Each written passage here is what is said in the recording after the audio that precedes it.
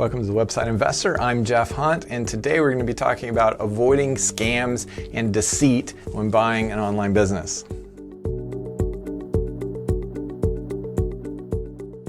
Now, there's all kinds of deceit that can happen, but here's a few categories just to kick this off and get your mind thinking about this. The first is sort of the outright scams, where the things that a seller tells you simply are not true, and it's intentional deceit.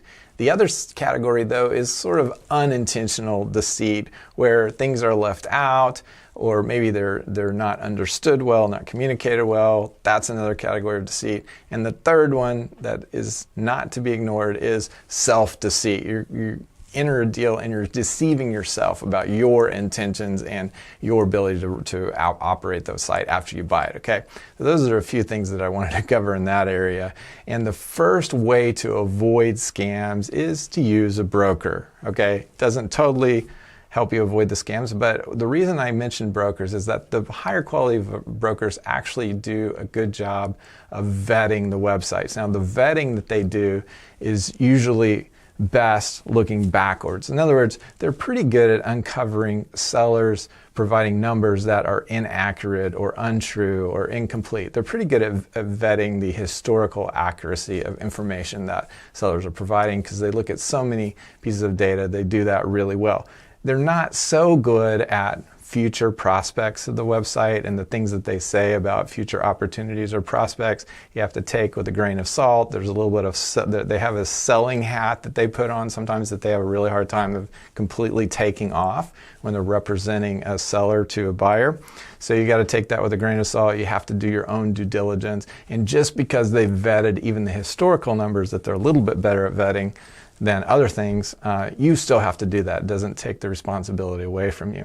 So let's move into due diligence. What do you do during due diligence to avoid scams, to make sure that the numbers or the information that the seller is providing to you is actually accurate and isn't fabricated or isn't wrong or unintentionally missing something important? So first thing is you want to have this good relationship with the seller, and you want to collect as many pieces of information as you can from the seller, and particularly collect different views of the same data. So for example, if it's sales data, it would be really nice to see sales data from a shopping cart system, from the credit card processing system, from the bank statement system, from conversion tracking within Google Analytics. Those are all different views potentially into sales data, but because they're different views, you can start comparing them one to another and find any discrepancies. And when you find a discrepancy, that can be a red flag for you, an indicator that you need to dig deeper into that data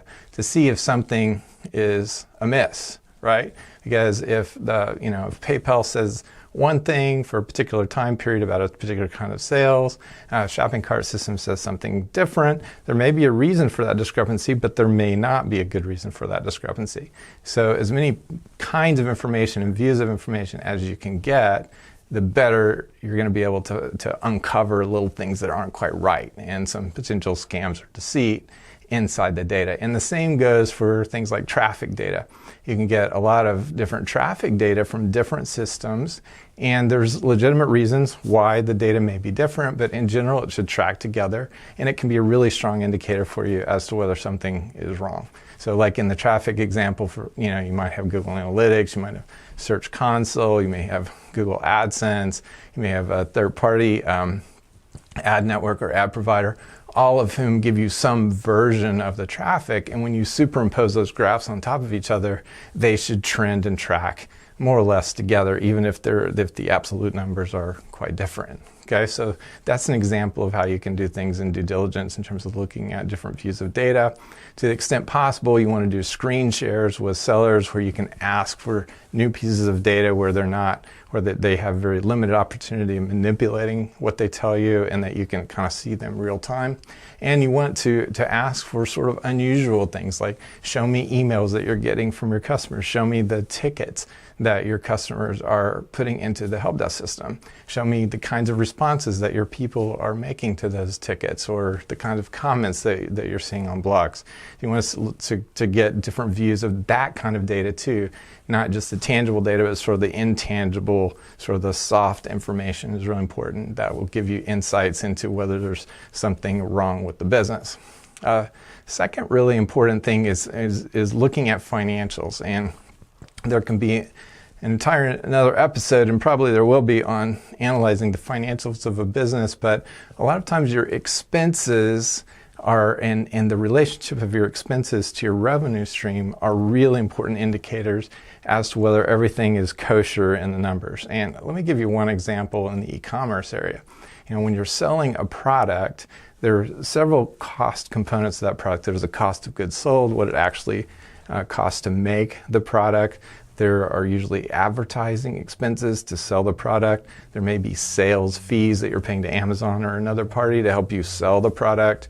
And then there's things like shipping costs and return numbers, for example, and then maybe credit card fees. So there's 4 or 5 major components of cost with every product that you sell, right?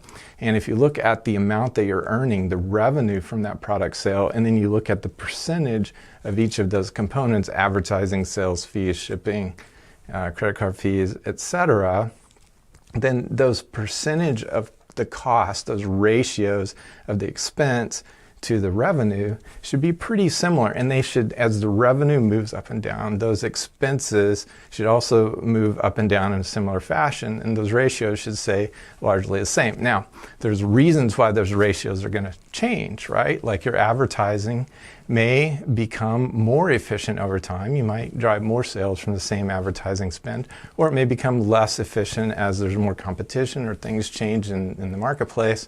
But that's good, because you want to look for those changes and see if there's a good explanation for those changes. And if there's not a good explanation, that can be a signal to you that something amiss is going on. Okay?